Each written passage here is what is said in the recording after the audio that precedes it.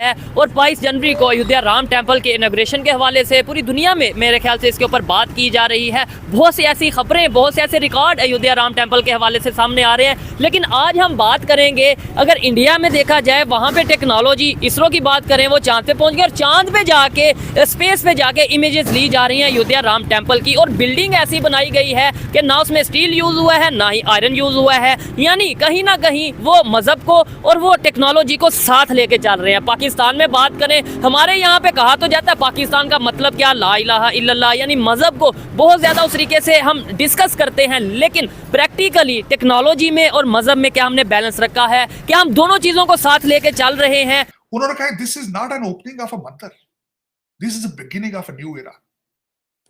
उन्होंने कहा कि यू मार्क द 22 22 जनवरी 2024 को इस लैंडमार्क डे, इस न्यू बिगिनिंग। उन्होंने जो मंदिर बनाया उसमें ना स्टील यूज हुआ है ना आयरन, मतलब इसरो ने इस तरीके से उसे डिजाइन किया है। हमारे यहाँ पे कोई टेक्नोलॉजी में इस तरीके से मस्जिद बनी है बेसिकली किसी भी चीज़ का, कोई भी बिल्डिंग बनाते हैं उसका पाथवे, कोई भी आप ऑर्गेनाइजेशन बनाते हैं उसका पाथवे होता है। ठीक है, असल में पाकिस्तान का पाथवे ही डिफाइंड नहीं है। ये चीज मैं शायद बात यही करना चाह रहा था कि हमारा विजन क्या है। विजन नहीं है, विजन नहीं है, हमारा पाथवे डिफाइंड नहीं है। फर्स्ट की एक सीढ़ी है, एक छोटी सी घर की सीढ़ी होती है, उसका पर्पस ये होता है कि आप आइज बंद करके उस पर चढ़ें तो आप छत पे पहुंच जाएंगे। ठीक हो गया। तो पाकिस्तान का बेसिकली पाथवे ही नहीं है। तो ये पाथवे किसने देना था, ये विजन किसने देना था? देखें, अगर इंडिया की बात करें, हमारे साथ ही उन्होंने सफर स्टार्ट किया ना 1947 में। आज वो चांद पे हैं, हम चांद पे क्यों नहीं? अगर मैं सिर्फ यही सवाल पूछूं, वही विजन नहीं है ना, सोच नहीं है ना। हम असल में हमारा जो भी बदकिस्मती से जो भी आता है ऊपर, जिसके पास सीट होती है, वो यही सोचता है कि बस कितने पैसे बनाने जेब में डालें, इस पाकिस्तान के बारे में कोई नहीं सोचता। शायद यही वजह है कि देखें आज जिस हम कंडीशन में मौजूद है ना, और आज हम दुनिया की एग्जांपल दे रहे हैं कि भाई उन्होंने ये कर लिया, उन्होंने।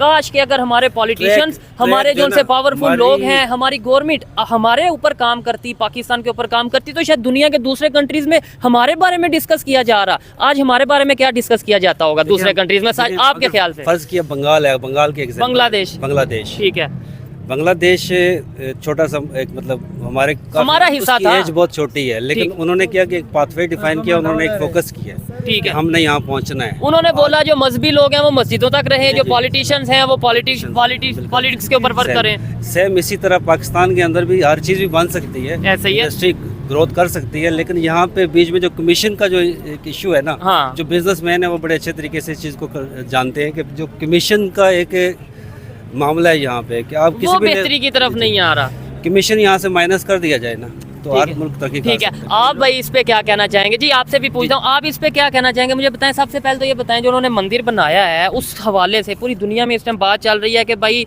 एक तो स्पेस से उसकी फोटोज, इमेजेस लिए गए हैं, दूसरे नंबर पे ना उसमें आयरन ना उसमें स्टील यूज किया गया, और कई सालों तक, कई हजार साल तक जो है उसे रेनोवेट करने की जरूरत नहीं पड़ेगी, यानी टेक्नोलॉजी वो इसके अंदर भी लेके आए हैं। असल में हकीकत तो ये है कि यहाँ पे हम भी अगर इसी तरह के काम करें तो हमारे लिए भी फायदामंद होगा। देखिए, और इन्होंने जो बात की, आप जो अभी बात करने लगे थे, दूसरी बात ये है जी कि मैं खुद एक आलिम दीन हूँ। अच्छा। दर्शन निज़ामी मेरा मुकम्मल है, जबरदस्त। लेकिन मैंने चूज़ बिजनेस किया है। अच्छा, क्योंकि मैशत को मजबूत करने के लिए सबसे पहले ज़रूरत किस चीज़ की है, जिसकी वजह से आदमी अपने इकानमी की अपने पाँव पे खड़ा होता है। फिर उसके अलावा सिर्फ मस्जिद और मदरसे तक महदूद सिर्फ हमारा इल्म हमें इस चीज़ की तरगीब नहीं देता।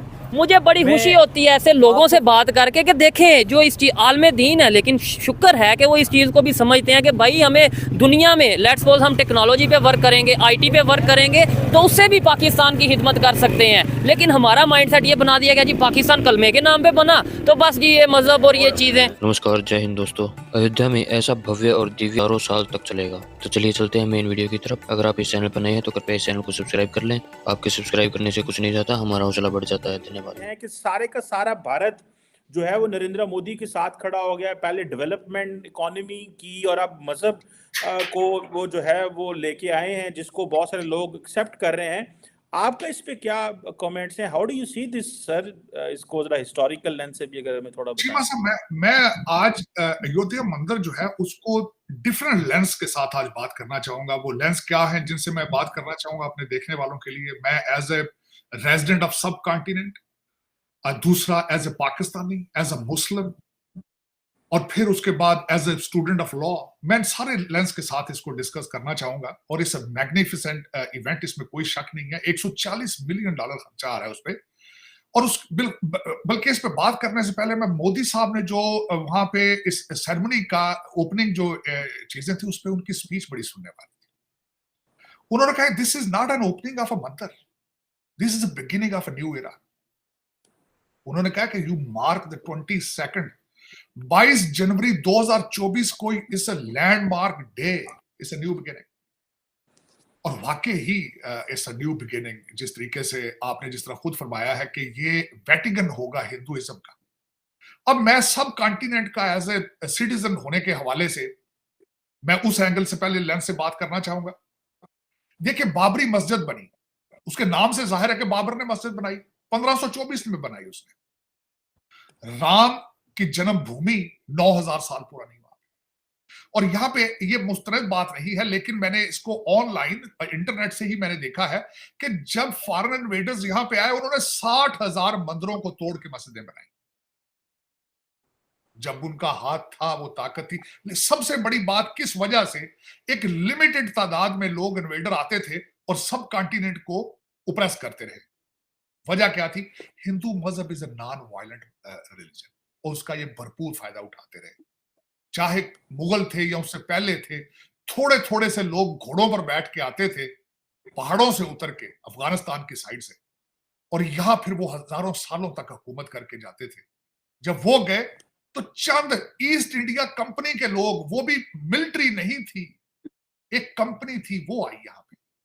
1857 में जाके क्वीन ने इसको ब्रिटिश कॉलोनी बनाया था। उससे पहले तो एक कॉरपोरेशन रन करती रही इस मुल्क को। क्यों? क्योंकि Hindu religion is a non violent religion. और आज एज ए हैसियत सिटीजन ऑफ अ सब कॉन्टिनेंट, आज अगर ये टाइम आ चुका है कि इतने अरसे के बाद सब कॉन्टिनेंट राइज कर रहा है पूरी दुनिया पे, तो मेरा ख्याल है मुझे उसमें उनकी खुशियों में शरीक होना